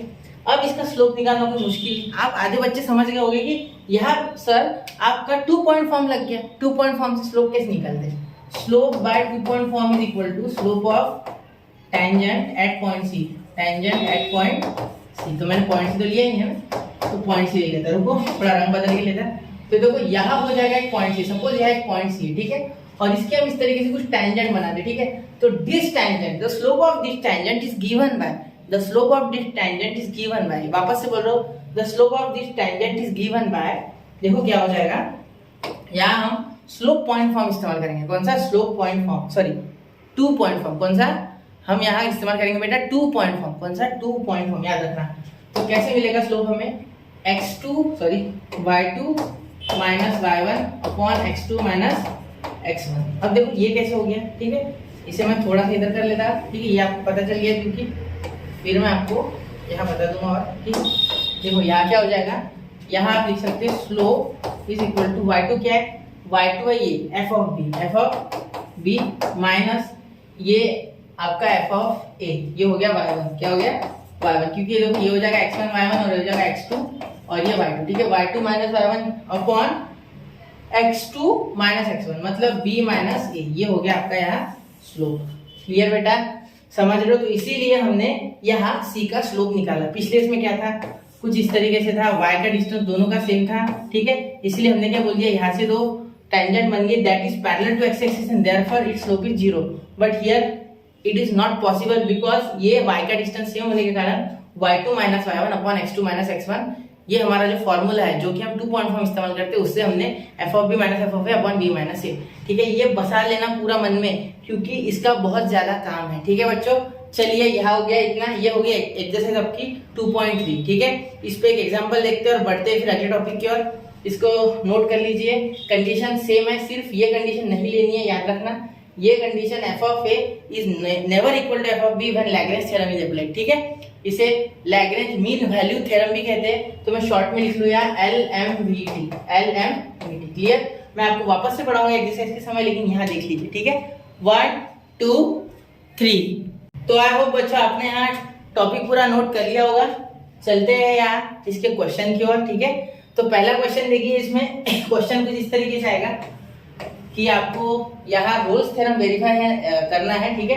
तो क्या बोला जाएगा, आपको बोला जाएगा यहाँ check validity for Rolle's theorem. Check, मैं इजी क्वेश्चन ले रहा हूँ, ठीक है। Check validity for Rolle's theorem, for Rolle's are पूरा इसमें रहेगा, कैपिटल में रहेगा आर, क्योंकि रोल्स एक सरनेम है, ठीक है। साइंटिस्ट का नाम है रोल्स थ्योरम, ठीक है। देखो यहाँ क्वेश्चन को इस तरीके से आएगा, y is equal to x cube minus 3x square plus 2, ठीक है। कुछ इस तरीके से क्वेश्चन आएगा, ठीक है। आपको इसके लिए वैलिडिटी चेक करनी है फॉर रोल्स थ्योरम की, ठीक है। तो आपको सबसे पहले ये बताना है कि ये जो फंक्शन है यहाँ y की जगह f ऑफ x आ जाएगा, ठीक है। बार f ऑफ x सेम ही होता है, ये तो आपको पता होगा, ठीक है। तो आप क्या बोल सकते हैं, f of x is a polynomial, ठीक है। f of x is a polynomial. और जैसे कि आप जानते होंगे, अगर आपने फंक्शन का रिलेशन पढ़ा है तो, कि हर एक पॉलिनोमियल हमेशा कंटिन्यूअस और हमेशा डिफरेंशिएबल रहता है। हाँ, अगर इससे डिफिकल्ट क्वेश्चन है एक्सरसाइज में है वो, तो वहाँ मैंने कवर कराए हुए वो और कराऊंगा, ठीक है। चलिए तो देखिए यहाँ वेरीफाई बोला गया है, मतलब वैलिडेट बोला गया है रोल्स थ्योरम, ठीक है। तो यहाँ हमें एफ ऑफ एक्स दिया गया है ये पूरा, तो मैं बोल सकता कि F of x is a polynomial, therefore F of x is continuous, ठीक है, एट पॉइंट्स लिए नहीं हमने, मैं सपोज बोल देता फॉर 2,3, ठीक है। तो 2,3 के लिए ले लेते हैं ना, क्लोज इंटरवल्स ऑफ 2,3, और f of x is differentiable, ठीक है, differentiable eight open intervals of 2,3, eight open intervals of 2,3, या ऑन बोल सकते हैं, ऑन भी बोला तो चलेगा, ठीक है, क्लियर। अब आगे क्या हो जाएगा, आगे बच्चों ज्यादा कुछ नहीं चेक करना है, f of a equal to f of b check करना है। आपको पता है ना तीन कंडीशन, पहला कंटीन्यूअस हो गया, दूसरा डिफरेंशिएबल हो गया, तीसरा f of a equal to f of b हो जाए तो हो गया रोल्स थ्योरम वैलिड, ठीक है। तो देखते हैं एफ ऑफ बी के इक्वल है क्या। तो यहाँ ए बी कौन है सर, ये है बेटा ए और बी, ये है बेटा ए और बी, ये बिलोंग्स टू रियल नंबर, ऐसा भी रहेगा, ठीक है। तो देखो a इज इक्वल टू हो जाएगा 2 and b is equal to हो जाएगा 3, क्लियर। वो पूरा क्वेश्चन ही है, ठीक है। और ये हो गया आपका b। तो पहले क्या करना है आपको, x की जगह a डाल के देखना है, ठीक है, f ऑफ a डाल के देखना है। f ऑफ a डालोगे तो क्या हो जाएगा 2 का क्यूब माइनस 3 इंटू 2 का स्क्वायर प्लस 2, क्योंकि a 2 है बेटा और हम यहाँ x की जगह a डाल रहे तो a की जगह 2, तो यहाँ मैं a भी लिख सकता है, a cube minus 3a square plus 2, लेकिन मैंने क्या किया डायरेक्टली a की जो वैल्यू है 2 वो डाल दी, 2 का क्यूब 3 इंटू 2 स्क्वायर प्लस 2, ठीक है। तो यहाँ हो गया 8 माइनस 3 इंटू 4 12 प्लस 2, ठीक है। तो आंसर क्या आ गया आपका 8 4 माइनस 4 और ये हो गया माइनस का 2, ठीक है। कैसे हो गया देखो, 8 माइनस 12 माइनस 4 प्लस 2 माइनस 2, ठीक है। तो आपका एफ ऑफ ए आ गया माइनस 2, ठीक है। अब देखिए ये एफ ऑफ बी निकाल लेते हैं, एक मिनट यहाँ एफ ऑफ ए लिख लेता हूँ, ठीक है। एफ ऑफ बी निकालते हैं, f of b what is f of b बेटा, चलो देखो एफ ऑफ बी क्या है। F of b is equal to बेटा आपका यहाँ बी डालना है, मतलब 3 डालना है, ठीक है। बी लिख सकते हैं, यहाँ चाहो तो आप बी लिख सकते थे, बी का क्यूब माइनस 3b का स्क्वायर प्लस 2, तो यहाँ लिखेंगे 3, तो 3 का क्यूब माइनस 3 इंटू 3 का स्क्वायर प्लस 2, ठीक है। देखो 3 का क्यूब माइनस 3 इंटू 3 का स्क्वायर प्लस 2, ठीक है। अब ध्यान दो 3 का क्यूब क्या है बेटा 27 माइनस स्क्वायर हो गया 9 3 जा 27 प्लस 2, ठीक है। ध्यान देना मैंने क्या किया 3 का क्यूब 27, 3 का स्क्वायर 9, 3 9 से 27 प्लस 2, तो ये दोनों कैंसिल हो गए, तो क्या आ गया पॉजिटिव का 2। तो देखो यहाँ निगेटिव का 2 आया है, ये सही क्या नाम, एक बार मैं चेक कर लो थोड़ा, 3 4 12 सही है, ये तो सही है, ठीक है। यहाँ हमने 2 डाला है ना, ठीक है। और यहाँ तो ये इक्वल नहीं आ रहा है, f of a is not equal to f of b, ये मैंने मन से लिया था ना एग्जांपल, इसलिए उसमें आ जाएगी, उसमें कुछ वेरीफाई में आएंगे, कुछ नहीं आएंगे, ठीक है, या सारे आ सकते, कोई उसमें इतना कुछ लोड नहीं है। आपको कंडीशन पता है तो आप डायरेक्टली चेक करके बता सकते हैं। तो यहाँ देखो, यहाँ -2 या +2 तो यहाँ नहीं होगा। F of a is not equal to f of b, यहाँ पहले लिख लेना फ्रॉम 1 and 2, ठीक है। देयरफॉर यहाँ तक हो गया, f of a is not equal to f of b हो गया। Therefore Rolle's theorem is not valid for f of x, ठीक है बेटा। अब इसमें और एक चीज होती है जो कि अभी वैलिड तो नहीं है, लेकिन फिर भी मैं निकाल लेता हूँ। यहाँ आपको सी फाइंड करने के लिए बोला जाता है, मतलब आपको पूछा जाता है कि फाइंड सी, ठीक है, फाइंड सी आपको बोला होता है फाइंड सी, तो उसमें आएगा या वैलिडेट है ना, तो वहाँ लिखा रहेगा कि वेरीफाई, ठीक है। तो आपको पूरा करना पड़ेगा, सी निकालना होगा। तो सी कैसे निकाल दे, देखो आपको ये पता है कि रोल्स थ्योरम अगर यहाँ अप्लाई हो जाता तो क्या हो जाता, देन हम लिख देते f dash of c is equal to 0। अगर ये रोल्स थ्योरम वैलिड होता तो, लेकिन ये वैलिड नहीं है, लेकिन मैं फिर भी अभी वैलिड समझ रहा हूँ। सपोज ये हम पूरी चीजें जो कर रहा हूँ, ये सपोज में, सपोज अगर होता तो, सपोज, ठीक है, याद रखना, सपोज, मेरी बात पे ध्यान देना। सपोज ये नहीं है फिलहाल, लेकिन होता तो मैं आपको सिर्फ एग्जांपल दे रहा हूँ कैसे करते, ठीक है। एफ डैश ऑफ सी, तो एफ डैश ऑफ सी हम निकाल सकते थे कि इस तरीके से कि देखो इस एफ ऑफ एक्स को डिफरेंशिएट कर देते, तो क्या हो जाता है एफ ऑफ एक्स का differentiation, f dash of x is equal to देखो x³ का 3x², ठीक है, इसका हो जाता है 6x, इसका हो जाता है +0, तो 0 हम लिखते हैं, ठीक है। तो ये 6x हो गया, ये 3 नीचे आ गया, 3 - 1, 2 नीचे आ गया, 2 - 1, ठीक है, 2 3 = 6 हो गया। क्लियर, ये तो आपको डिफरेंशिएशन आता है, ऐसा मैं कंसीडर करूंगा, ठीक है। पिछले चैप्टर में हो गया वो, तो पढ़ो, सच में पढ़ो, अगर नहीं समझ रहा है तो, ठीक है बेटा, रिक्वेस्ट है मेरी, ठीक है। अब देखो यहाँ हो गया, अब यहाँ x = c पुट करना है बस, ठीक है। यहाँ लिख सकते हैं फॉर x = c, ये मैं थोड़ा सा छोटा करना चाहूंगा, फॉर x = c, देखो क्या हो जाएगा, फटाफट कर रहा हूँ मैं। F dash of c is equal to 3c² - 6c, ठीक है। यहाँ x की जगह c रिप्लेस कर देना हर जगह, ठीक है, क्योंकि x = c है।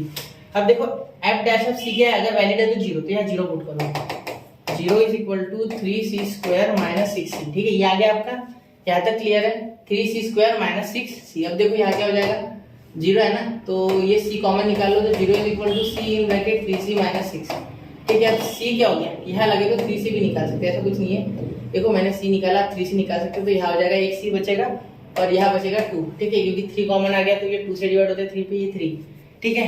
क्लियर होगी बात, चलो ये 3 पे, हाँ 3 बाहर आ गया तो 1 बचा, यहाँ 3 से डिवाइड हो तो 2 आ गया और c कॉमन, तो ये हो जाएगा 3c = 0 और c - 2 = 0। देखो c आ जाएगा आपका एक तो 0, क्योंकि 3 अपॉन में चल जाएगा तो c 0 आ जाएगा, और c ये 2 सेट चल जाएगा तो पॉजिटिव का 2, मतलब c की वैल्यू आपकी 2 है, तो c = 2 and 2 belongs to real number, ठीक है। चलो हो गया। अब देखो यहाँ क्या किया मैंने यही वैल्यू की चूज की, क्योंकि आपकी लिमिट थी 2 से 3 तक, 0 नहीं था उसमें कहीं, इसलिए 0 मैंने चूज नहीं किया, मैंने चूज किया 2, क्योंकि 2 उसमें आ रहा है, ठीक है, क्लोज्ड इंटरवल बोला है ना, तो क्लोज्ड इंटरवल में तो इंक्लूड हो रहा है, इसलिए 2 बिलोंग्स टू रियल नंबर, और यहाँ ये भी बोल सकते हैं 2 belongs to close value of close interval of 2,3। Clear, तो यहाँ मैंने आपको 2.3 तक पूरा करा दिया बेटा, ठीक है। अब अगला जो कंसेप्ट है वो मुश्किल नहीं है, ठीक है, एलएमटीटी में यही होगा सेम टू सेम, सिर्फ यहाँ ये कंडीशन अप्लाई नहीं होगी, f of a equal to f of b, तो इसमें तो आ ही गया उल्टा कि इक्वल टू है ही नहीं, तो लैग्रेंज थ्योरम कुछ ऐसा ही है, सिर्फ उसमें डिफरेंशिएशन पहले करना होता है, ठीक है, डिफरेंशिएशन पहले करना होता है, और आपको f of b same to same निकालना है, वो फॉर्मूले में पुट करना है, आंसर निकालना है। फॉर्मूला कौन सा एक बार बता दूं, देखो ये वाला फॉर्मूला, ठीक है, तो वो मैं आपको जब एग्जाम्पल लेंगे उधर, हाँ एक्सरसाइज 2.3 में, जो कि 1-2 दिन में मैं लेक्चर अपलोड कर दूंगा पूरे, ठीक है, कोशिश है ज्यादा से ज्यादा बनाने की, तो तब आप वो देख लेना उसमें, ठीक है। अभी मैं यहाँ से रोल्स थ्योरम बता रहा हूँ, क्योंकि इससे आपको जनरल आइडिया लैग्रेंज का भी लग गया, क्योंकि दोनों सेम है, लैग्रेंजेस मीन वैल्यू थ्योरम और रोल्स थ्योरम, ठीक है। चलिए अब इसका नोट कर लीजिए, इसे इसका स्क्रीनशॉट निकाल लो, 1 2 3 हो गया। चलिए कुछ समझा नहीं है तो वापस देखो बेटा एक बार, ये मैंने सपोज में लिया, यहाँ वैलिड नहीं था रोल्स थ्योरम, फिर भी मैंने लिया क्योंकि मैं आपको सी निकाल के दिखाना चाहता था, ठीक है। चलिए बढ़ते अगले क्वेश्चन की ओर, मतलब अगले टॉपिक की ओर।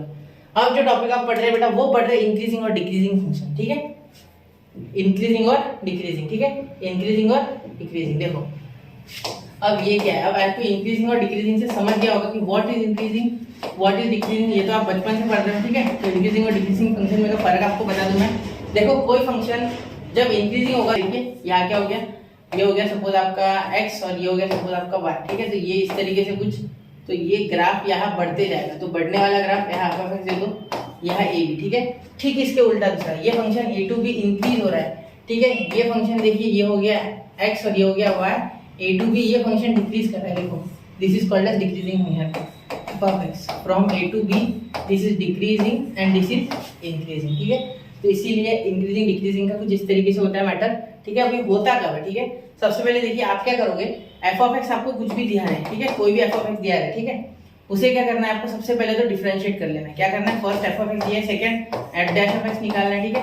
अगर f dash of x zero से बड़ा है तो then it is increasing, then it is increasing, कौन सा, इंक्रीजिंग, ठीक है। और अगर यहाँ भी same to same f of x और यहाँ आपको डिफरेंशिएट करना है f डैश ऑफ x करना है, अगर ये 0 से छोटा आ गया, ठीक है, 0 इससे बड़ा हो गया मतलब ये निगेटिव, 0 से बड़ा यानी पॉजिटिव, 0 से छोटा यानी निगेटिव, ठीक है, then it is decreasing, it is decreasing. यहाँ डिक्रीजिंग का स्पेलिंग शेयर कर दोगे, डिक्रीजिंग, ठीक है। ये हो गया डिक्रीजिंग, ये सी मैंने अंदर लिख दिया, डिक्रीजिंग फंक्शन, ठीक है, इंक्रीजिंग फंक्शन और डिक्रीजिंग फंक्शन। अब और एक बात सुनना, ठीक है, ये इंक्रीजिंग डिक्रीजिंग समझ गया ना।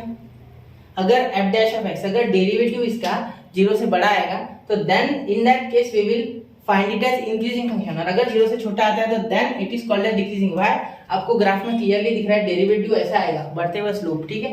डेरिवेटिव यानी स्लोप, और स्लोप यहाँ बढ़ रहा है तो इसका मतलब डेरिवेटिव से हम फाइंड कर सकते हैं कि ये बढ़ रहा है कि घट रहा है, a टू b, ठीक है। और यहाँ देखिए स्लोप नीचे आ रहा है मतलब स्लोप घट रहा है, मतलब ये डिक्रीजिंग फंक्शन है, क्लियर, ठीक है। क्योंकि डेरिवेटिव का नहीं तो स्लोप है, तो स्लोप तो सीधा सीधा बता रहा है कि मैं नीचे आ रहा हूँ, ये बोल रहा है ऊपर जा रहा हूँ, तो समझ लेना कि इंक्रीजिंग डिक्रीजिंग फंक्शन कौन सा है, बढ़ रहा है तो इंक्रीजिंग, घट रहा है तो डिक्रीजिंग। ये हम निगेटिव और पॉजिटिव से डिनोट करेंगे, मतलब यहाँ पॉजिटिव वैल्यू आएगी, ठीक है, कुछ भी आप डालो, x for all real values of x, here कैसे लिखते हैं वो देखो, for all real values of x, for all ये यूनिवर्सल क्वांटिफायर है, all real values of x ये इंक्रीजिंग है, ठीक है, और for all real values of x ये डिक्रीजिंग है, ये क्या है, डिक्रीजिंग है, ठीक है, समझ गए। चलो क्लियर हो गई ये बात, चलिए अब आगे बढ़ू, ठीक है। अब आगे देखो, अब मैं आपको जो बताने जा रहा हूँ वो ज्यादा इंपॉर्टेंट है, ठीक है। ये टॉपिक तो आपको आ जाएगा, ये मुश्किल नहीं है ज्यादा, ठीक है। मैं पहले बता दूं ये टॉपिक मुश्किल नहीं है, इसमें आपको फंक्शन दिए रहेंगे, वो डिफरेंशिएट करना होगा, और इसके बारे में मैं एक अभी थोड़ी देर बाद एग्जांपल ले लूंगा, ठीक है। अब मिनिमा और मैक्सिमा थोड़ा डिफिकल्ट है इससे, ठीक है। ये इंक्रीजिंग डिक्रीजिंग इसलिए पढ़ना है क्योंकि इसमें मिनिमा और मैक्सिमा पढ़ना है, ठीक है। उससे पहले एक टॉपिक है आप पढ़ोगे, स्ट्रिक्टली इंक्रीजिंग है, स्ट्रिक्टली डिक्रीजिंग, ये भी बता दूं, ठीक है। स्ट्रिक्टली यानी दूसरा शब्द हमारे बुक में आ चुका है, ये है मोनोटोनिकली, मोनोटोनिकली लिख दिया था, मोनोटोनिकली, हाँ मोनो मैं लिख रहा था मोनोटोनिकली। अब मोनोटोनिकली का मीनिंग और कुछ नहीं, ये स्ट्रिक्टली होता है इसका मीनिंग, ठीक है। Strictly is nothing but monotonically, ठीक है, समझ गए। अब देखो यहाँ मिनिमा और मैक्सिमा कैसे निकालते हैं, मिनिमा मैक्सिमा, इसका मैं आपको एक जनरल आइडिया दे देता हूँ, ये डिटेल में तो मैं आपको क्वेश्चन में बता सकूंगा, ठीक है, क्योंकि यहाँ इसमें बताऊंगा तो कुछ समझ में नहीं आएगा ज्यादा, वहाँ एकदम डिटेल में समझाएंगे, एकदम मेथड वाइज लेंगे, एक एक स्टेप लेंगे। यहाँ कैसा, यहाँ इंक्रीजिंग डिक्रीजिंग समझ गया तो भी बहुत है, ठीक है। देखो मिनिमा मैक्सिमा क्या है, आपको अगर यहाँ एफ डैश ऑफ एक्स आपने निकाल लिया अभी इंक्रीजिंग फंक्शन, यहाँ तक तो करना ही है, मिनिमा मैक्सिमा में ये तो करना ही है, इसमें कोई दो राय नहीं है कि ये नहीं करना, ये तो हो जाएगा इंक्लूड। साथ में एक मिनट है, इसको अच्छे से बना इंक्रीजिंग, ठीक है, इंक्रीजिंग और डिक्रीजिंग फंक्शन तो आपको करना ही है, ठीक है। मतलब यहाँ एफ डैश अगर एक्स जब 0 से बड़ा होता था, ठीक है, तब हम क्या बोलते थे कि ये इंक्रीजिंग है, और एफ डैश ऑफ एक्स जब 0 से छोटा होता था तब हम क्या बोलते थे, डिक्रीजिंग है। मतलब इसके लिए डिक्रीजिंग यानी डी और इसके लिए इंक्रीजिंग यानी आई, ठीक है। लेकिन मिनिमम मैक्सिमम में आपको सेकंड ऑर्डर डेरिवेटिव निकालना होगा। क्या निकालना होगा, second order derivative for minimum maximum, ठीक है। यहाँ लिखता हूँ मैं, थोड़ा यहाँ अलग रंग ले लेता क्योंकि यहाँ खिचड़ी हो चुकी है, ठीक है। यहाँ लिखता फॉर मिनिमा एंड मैक्सिमा, को करना क्या ये बता देता हूँ, फॉर मिनिमा एंड मैक्सिमा, ठीक है।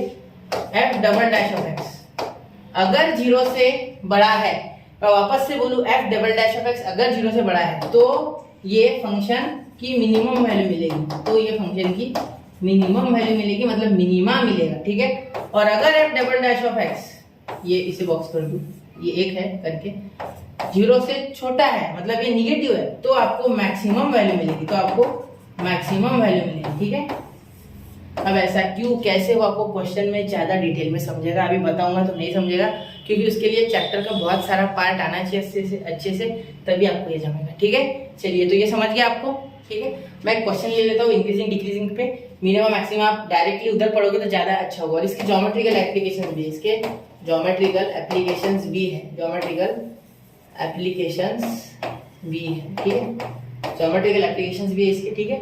किस तरीके से एरिया घटेगा, किस तरीके से बढ़ेगा, वॉल्यूम कितना मैक्सिमम हो सकता है, कितना मिनिमम हो सकता है, वो निकालना होता है हमें, ठीक है। ये हम यहाँ भी इस्तेमाल कर सकते हैं अगर हमें किसी चीज़ की मिनिमम और मैक्सिमम लिमिट निकालनी है तो, ठीक है। पर ये लोकल मिनिमम और मैक्सिमा के लिए आएगा, मतलब गिवन पॉइंट्स के लिए आएगा, जो कि पॉइंट्स गिवन रहेंगे ऑलरेडी, ठीक है। हमें अगर किसी फंक्शन का बहुत इनफाइनाइट लेवल का निकालना है तो ऐसा हो सकता है कि उसका उस पॉइंट के लिए तो डिफाइंड हो जाएगा मिनिमम मैक्सिमा, लेकिन अलग पॉइंट के लिए कुछ अलग आएगा, तो वो भी हमें देखना होगा, ठीक है।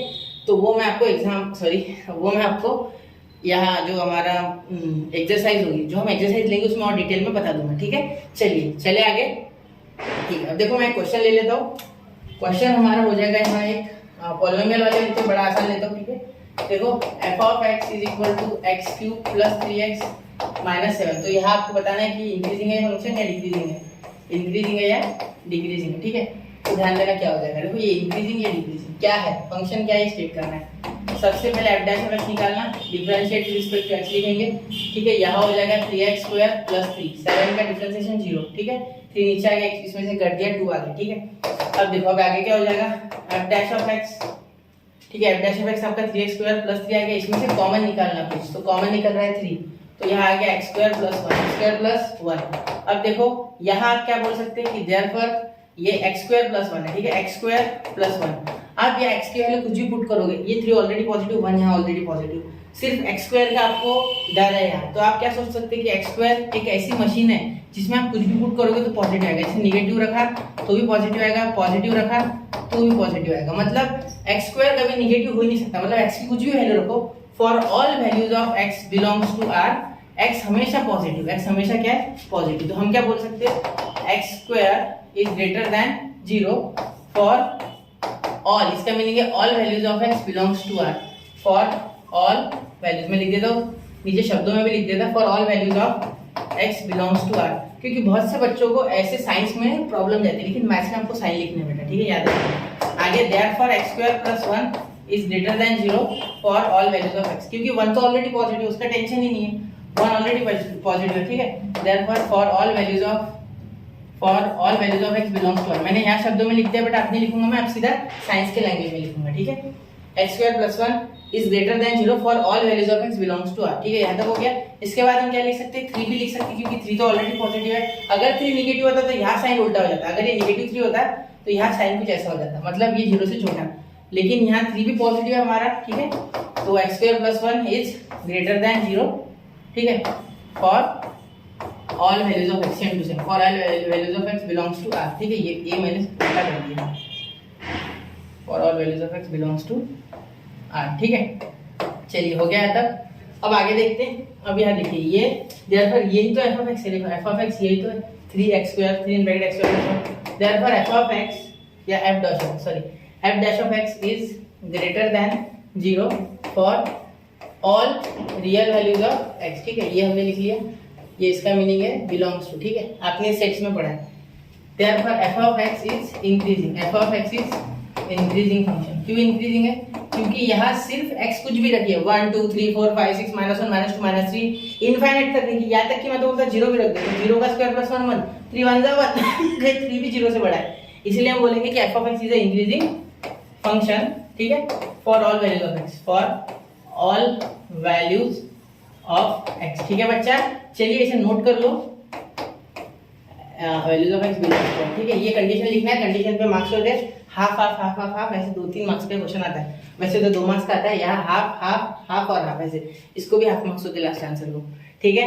तो इसे नोट कर लीजिए बेटा। और एक बार देखिए, नहीं समझा तो मैंने थोड़ा स्पीड में बताया, ठीक है, क्योंकि ये ऑलरेडी हम वहाँ पढ़ चुके हैं और यहाँ डिफरेंशिएशन ही था। उसके बाद आपको ये तो पता ही है ग्रेटर देन लेस देन की साइन, ठीक है, वैसा करके हमने यहाँ ऑल वैल्यूज ऑफ x यानी R सारी रियल वैल्यूज, ठीक है, -1 -2 -3 7 8 9 10 11 12 -1000, ठीक है, सारी रख दो, आंसर स्क्वायर का हमेशा पॉजिटिव आता है, ठीक है। चलिए इसे नोट कर लो, फिर मैं बताता हूँ क्या है आगे, ठीक है। चलिए बच्चों, तो यहाँ नोट कर लीजिए सारी चीजें, ठीक है, कर ली नोट। अब वापस से देखिए अगर कुछ समझा नहीं है तो, क्योंकि आगे बहुत आसान जाएगा। अगर अभी पढ़ लेगा तो अभी पढ़ना है या बाद में पढ़ना है तो अभी पढ़ लो, ज्यादा बेटर रहेगा, ठीक है। तो बच्चों मैं आपको वापस से एक्सरसाइज में ये सारी चीजें रिवाइज कराने वाला हूँ, उसका कोई टेंशन नहीं। ऐसा नहीं है कि मैंने ये डाल दिया तो वह मैं आपको नहीं कराऊंगा, ठीक है। ये वीडियो डालने का मकसद सिर्फ इतना है कि आपको स्टार्टिंग में सारी चीजें पता हो, ठीक है। जैसे कि हम हमेशा अगर किसी से आपको फाइट करनी है, ठीक है, तो आप पहले उसकी स्ट्रेंथ का पता लगाओगे, वहां तक आपकी स्ट्रेंथ लेके जाओगे, तब जाके आप उसके साथ फाइट करोगे, ठीक है। तो हमेशा याद रखना कि आपको हर एक चैप्टर की पता होनी चाहिए कि किस तरीके से उसमें क्या क्या हम पढ़ने वाले हैं, जिससे कि आपको ज्यादा आसानी से वो सारी चीजें कोप अप कर पाओ, ठीक है। तो पढ़ते रहे बच्चों, आगे बढ़ते रहे और नोट्स बनाते रहे। पहली बात तो नोट्स बनाना बहुत इंपॉर्टेंट है, खुद की स्क्रीनशॉट निकाल के बाद में बनाओ या चालू लेक्चर में पॉज करके लिखो। तो बढ़ते रहे, आगे पढ़ते रहे बच्चों। जय हिंद, जय भारत।